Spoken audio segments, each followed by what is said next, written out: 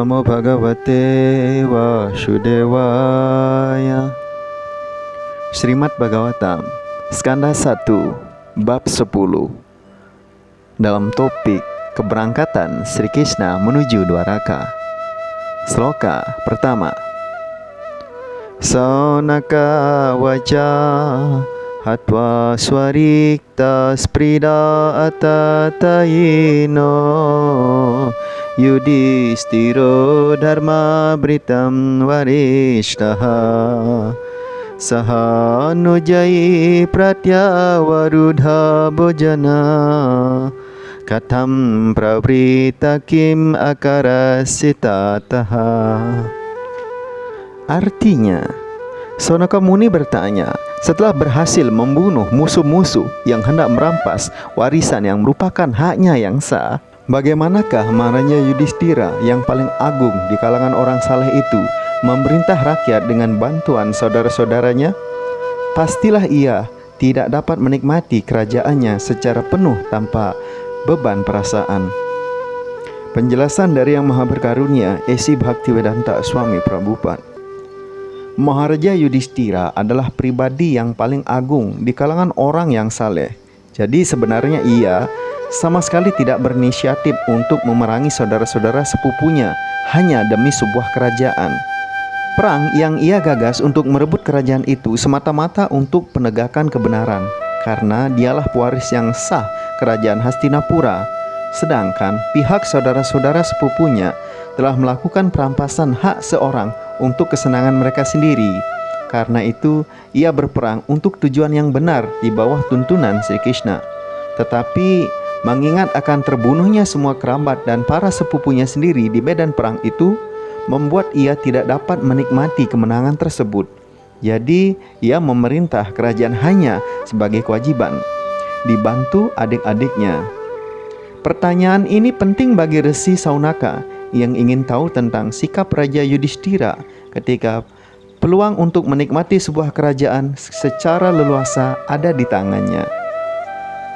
Selanjutnya, Sloka 2. Sutta waca wansam kuror wangsadawa miniritam samrohayitva bawa bawano harihi Nevesayitva nija raja iswaro Yudhishtiram pritamana babuwaha. Artinya, Sutta Goswami berkata, Sri Krishna, personalitas tertinggi Tuhan Yang Maha Esa, Sang Pemelihara dunia, merasa senang pasca pengukuhan kembali Maharaja Yudhistira sebagai raja di kerajaannya sendiri, dan pasca penegakan dinasti Kuru yang telah diporak-porandakan oleh api kemarahan, ibarat gesekan bambu yang memicu kebakaran. Penjelasan dari Yang Maha Berkarunia, Esi Bhaktivedanta Swami Prabhupada.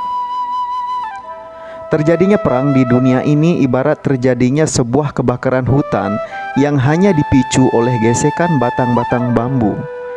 Kebakaran seperti itu terjadi begitu saja, mengingat bahwa gesekan-gesekan tersebut bukan sebuah kesengajaan. Demikian pula dalam kehidupan duniawi selalu saja terjadi gesekan-gesekan kepentingan di antara orang-orang yang berebut kekuasaan, menyulut api kemarahan, dan kemudian meletuslah perang yang hanya menyengsarakan rakyat jelata. Meletusnya kobaran-kobaran api atau perang-perang seperti itu sama sekali tidak ada intervensi dari pihak Tuhan. Yang Tuhan inginkan adalah terpeliharanya ciptaannya dengan baik. Karena itu dia menyediakan penuntun untuk menuju jalannya, yaitu keinsafan spiritual, yang memungkinkan kerajaannya terakses dengan mudah bagi para makhluk hidup.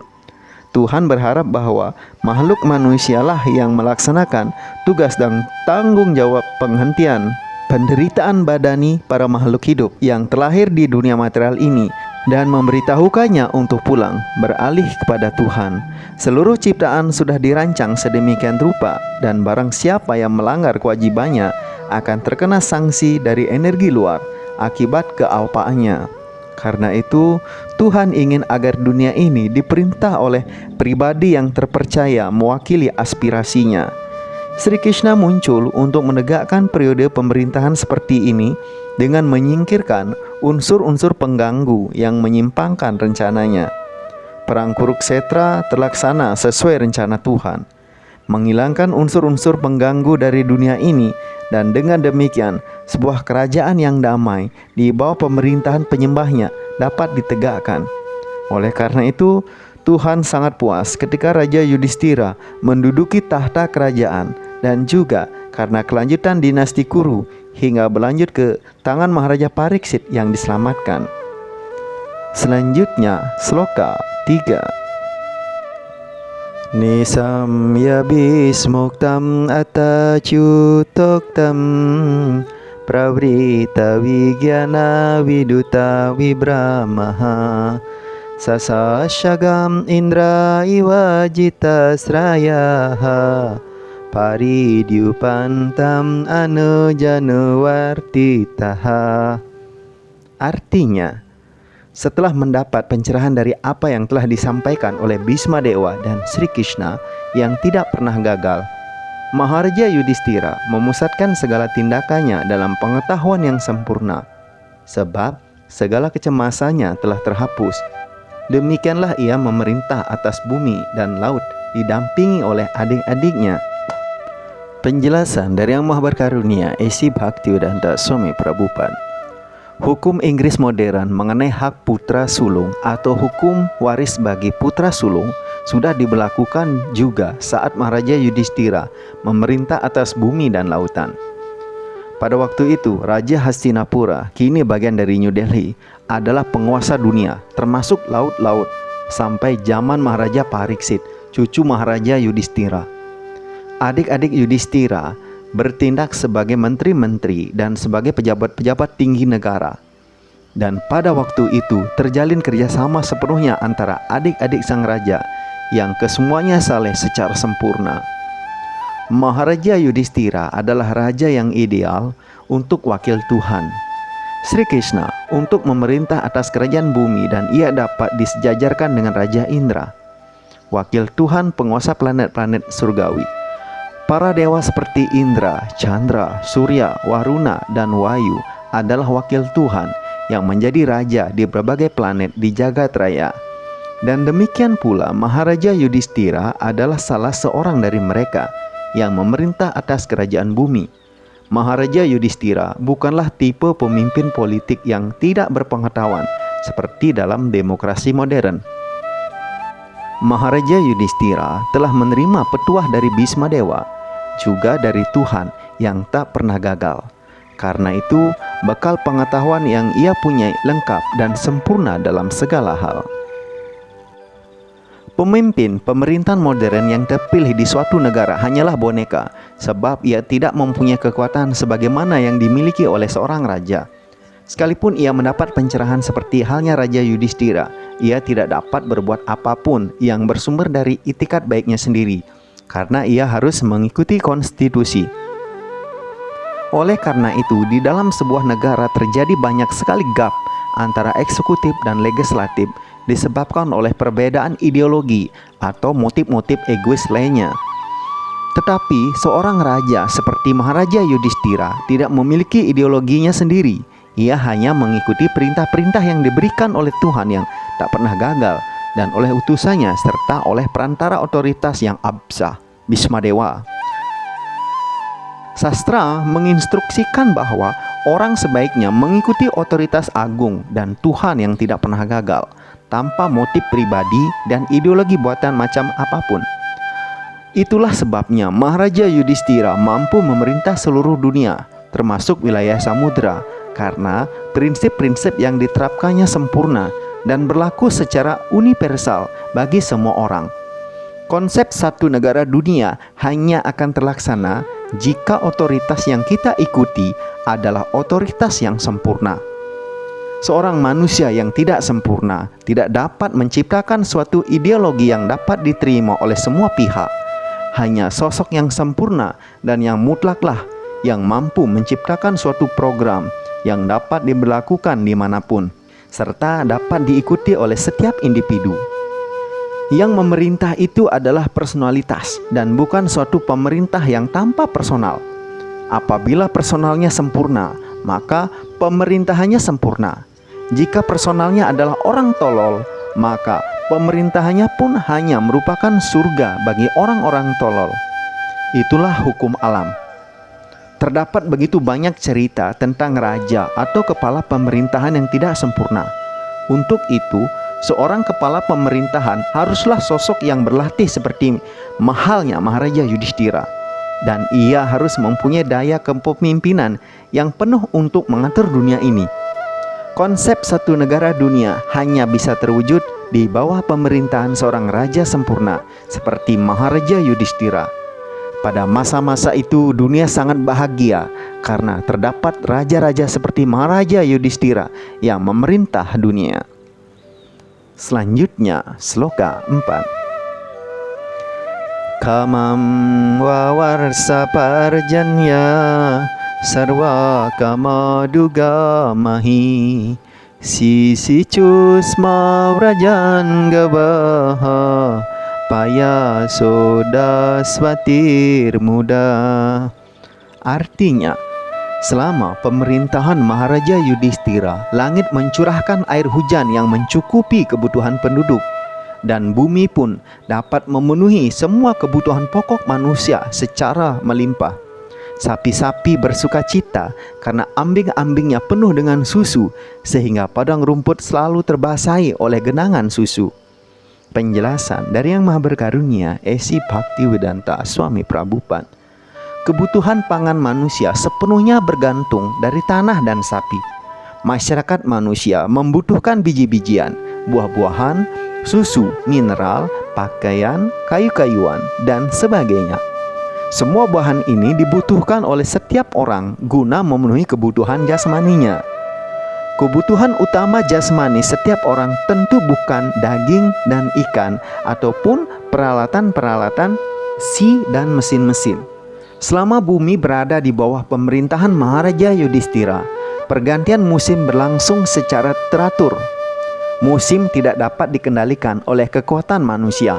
Seperti turunnya hujan, sepenuhnya dikendalikan oleh Raja Surga, Indradewa, dan dia adalah abdi setia Tuhan yang Maha Esa.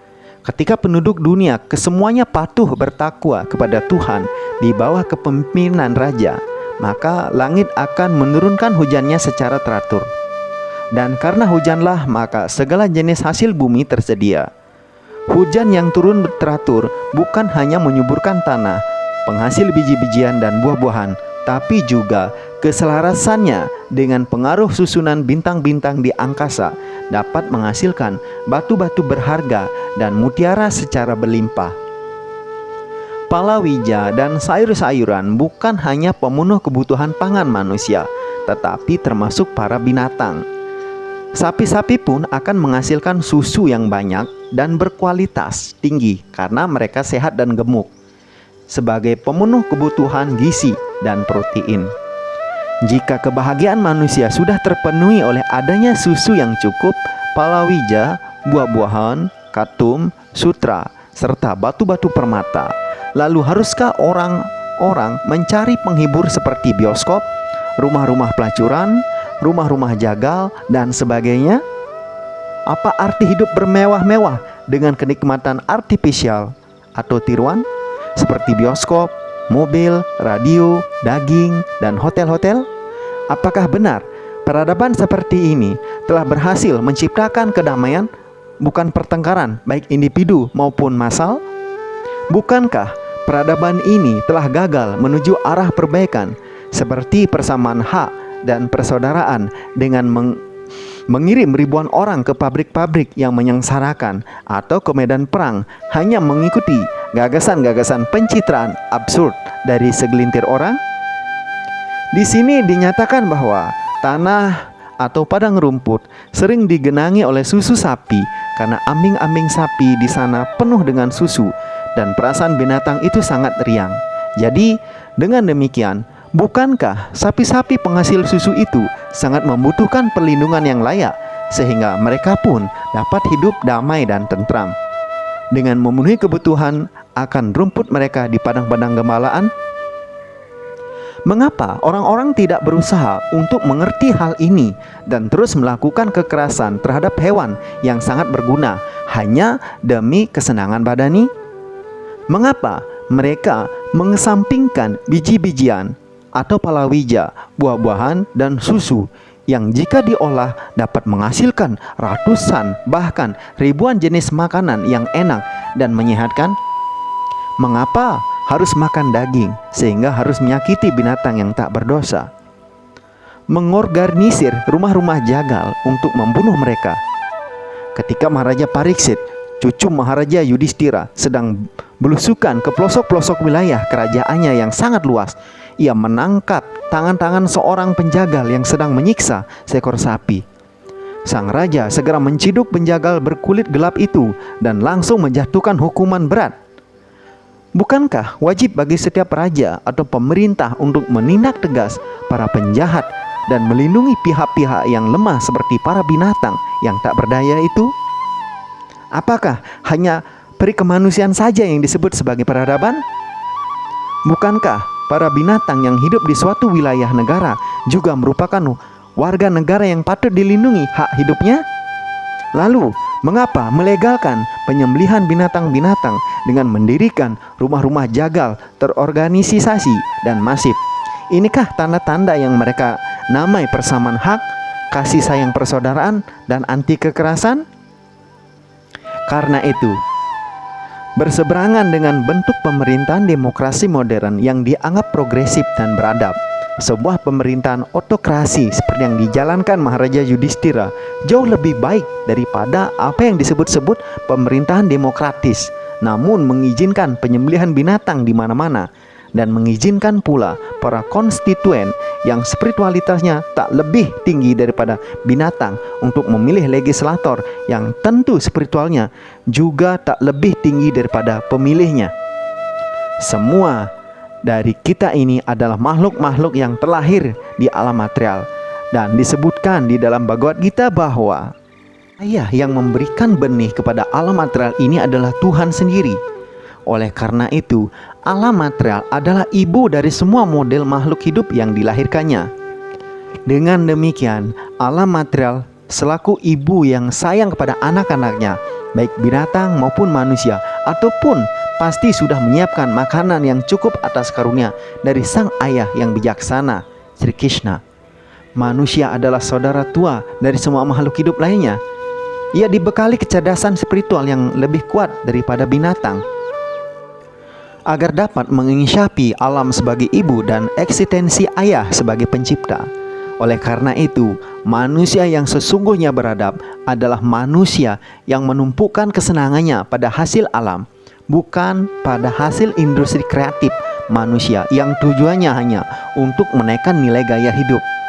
Hasil industri kreatif manusia yang seperti itu hanya menghasilkan jaringan keruwetan yang bertingkat-tingkat, penuh persaingan dan kejayaan semu. Peradaban seperti ini tidak dapat meningkatkan kesadaran spiritual manusia lebih tinggi daripada kesadaran anjing dan babi. Selanjutnya, sloka 5. Nadya samudra girayaha savanaspati virudaha palantyao sadaya sarva kamam onmritu tasyawai. Artinya, sungai-sungai, samudra-samudra, bukit-bukit, gunung-gunung, hutan-hutan, tumbuhan merambat, dan tumbuhan-tumbuhan herbal membayar upetinya kepada raja secara berlimpah pada setiap musim. Penjelasan dari Yang Maha Berkarunia, Esi Bhaktivedanta Swami Prabhupada. Maharaja Yudhistira berada di bawah perlindungan Ajita, yaitu Tuhan yang tidak pernah gagal. Oleh karena itu, milik-milik Tuhan, yaitu sungai-sungai, samudra-samudra, bukit-bukit, hutan-hutan, dan sebagainya, semuanya merasa senang dan semuanya menyediakan hasil yang mencukupi sebagai persembahan upeti kepada sang raja. Rahasia suksesnya adalah kepada Yang Maha Kuasa mereka terlindung. Tanpa restu dari Tuhan, tidak sesuatu pun yang akan mungkin terjadi. Untuk mencapai kemajuan ekonomi atas dasar usaha sendiri dan mengandalkan kecanggihan teknologi mesin tidaklah cukup. Haruslah ada restu dari Yang Maha Kuasa. Jika tidak, maka segalanya tidak akan sukses sekalipun terdapat segala peralatan yang siap digunakan. Sebab penentu kesuksesan yang paling utama adalah Daiwa atau Yang Maha Kuasa. Seorang raja seperti Maharaja Yudhistira mengetahui dengan baik bahwa raja adalah wakil Tuhan Yang Maha Esa yang berfungsi sebagai pemerhati kemakmuran orang banyak. Sesungguhnya setiap jengkal dari tanah wilayah suatu negara adalah kepunyaan Tuhan. Sungai-sungai, samudra-samudra, hutan-hutan, bukit-bukit, dan bahan-bahan obat bukanlah karya cipta kreasi manusia.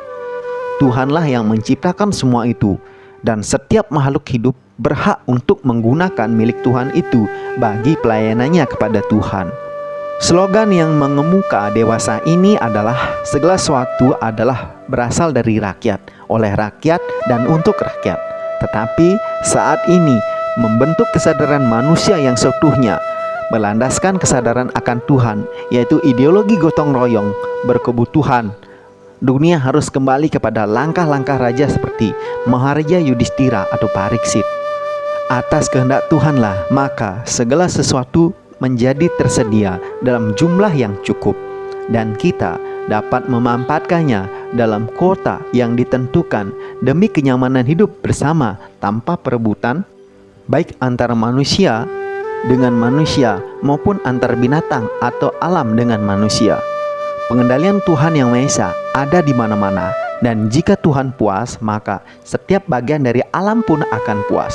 Sungai akan penuh dengan air yang mengalir deras sebagai penyubur tanah pertanian, dan samudra-samudra akan menghasilkan mineral, mutiara, serta permata dalam jumlah yang cukup.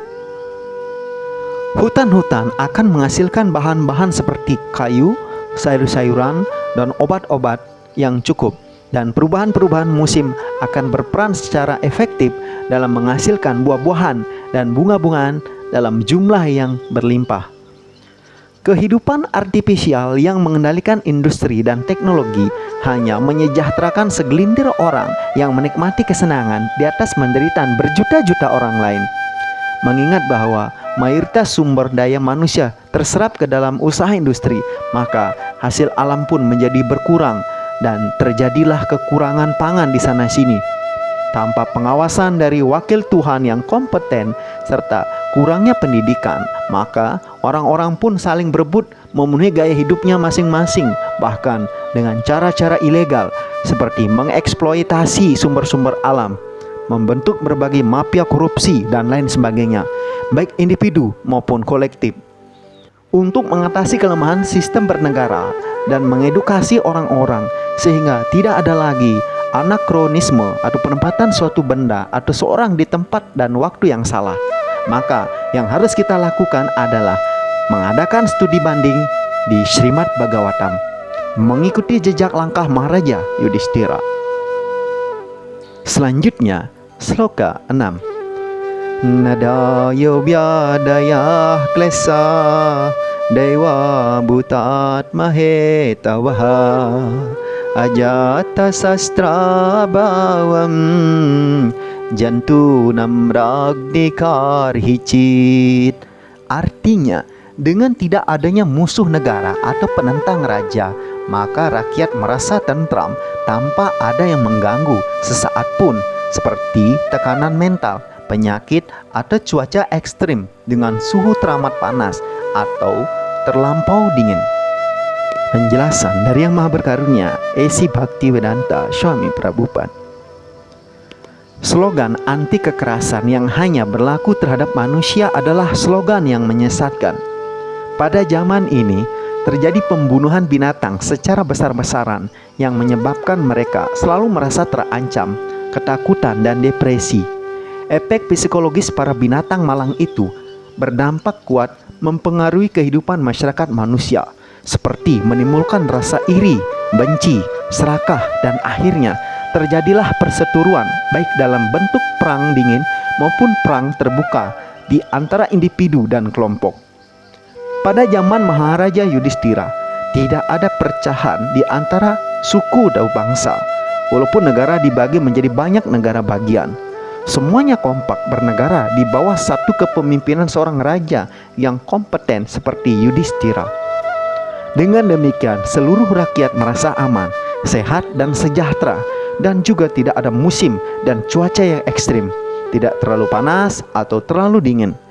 Rakyat tidak saja makmur secara ekonomi, tetapi juga sehat baik mental maupun fisik, bebas dari unsur pengganggu yang bersifat supranatural dan sikap permusuhan oleh makhluk-makhluk hidup lainnya, dan dari keresahan akibat adanya pertentangan fisik atau mental. Di Bengali ada suatu pepatah yang mengatakan bahwa raja yang buruk akan merusak kehidupan seluruh rakyat, dan ibu rumah tangga yang bertabiat buruk akan merusak kehidupan seluruh keluarga. Kebenaran tersebut berlaku juga di sini. Kesalehan seorang raja, kepatuhannya terhadap Tuhan dan para resi, tidak ada pihak-pihak yang menentang. Sikapnya yang mewakili kebijaksanaan Tuhan serta terlindung oleh Tuhan membuat seluruh rakyat di bawah naungannya terlindungi juga oleh Tuhan yang Maha Esa dan wakilnya yang absah dengan sendirinya. Orang yang tidak saleh dan tidak direstui oleh Tuhan tidak akan membuat orang lain yang ada di bawah perlindungannya merasa bahagia. Memang ada kerjasama yang penuh antara manusia dan Tuhan, antara manusia dan alam, dan kerjasama yang penuh kesadaran ini, seperti yang telah dicontohkan oleh Maharaja Yudhistira, dapat membawa kebahagiaan, kedamaian, dan kemakmuran di dunia. Sikap mengeksploitasi orang lain yang lumrah saat ini hanya akan mendatangkan penderitaan. Selanjutnya, Sloka 7. Ucitwa Hastinapure Mashan Katipayan Harihi Suhridam ca Wisokaya Swasusca Priyakam Yaya. Sri Hari, Sri Krishna tinggal di Hastinapura selama beberapa bulan untuk menenangkan hati keluarganya dan menghibur hati adik perempuannya, Subhadra. Penjelasan: Sri Krishna semula bermaksud untuk kembali ke Dwaraka, kerajaannya sendiri, setelah perang Kurukshetra berakhir dan pasca dinobatkannya Yudhistira sebagai raja. Namun, untuk memenuhi permohonan Maharaja Yudhistira dan untuk memberikan karunia khusus kepada Bhisma Dewa, Sri Krishna berhenti di Hastinapura, ibu kota kerajaan para Pandawa. Krishna memutuskan untuk tinggal di sana, terutama untuk menenangkan raja yang sedang berduka dan untuk menyenangkan hati Subhadra, adik perempuan Sri Krishna. Khususnya Subhadra yang harus dihibur karena ia kehilangan putra satu-satunya, Abhimanyu, yang baru saja menikah. Anak muda itu telah meninggalkan istrinya, Uttara, ibu Maharaja Pariksit. Tuhan selalu berkenan untuk menyenangkan hati para penyembahnya dalam kapasitas apapun. Hanya para penyembahnya yang dapat berperan sebagai bagian dari sanak keluarganya. Tuhan bersifat mutlak. Demikianlah selesai pembacaan Srimad Bhagavatam pada hari ini. Terima kasih telah mengikuti. Semoga hari-hari Anda penuh kebahagiaan dan keberuntungan. Segala karunia datang dari segala penjuru. Semoga Tuhan selalu memberikan kesempatan untuk berbakti kepadanya. Sampai jumpa esok pada waktu dan kesempatan yang sama. Jai Grant Raja Srimad Bhagavatam Mahapurana Ki Jai.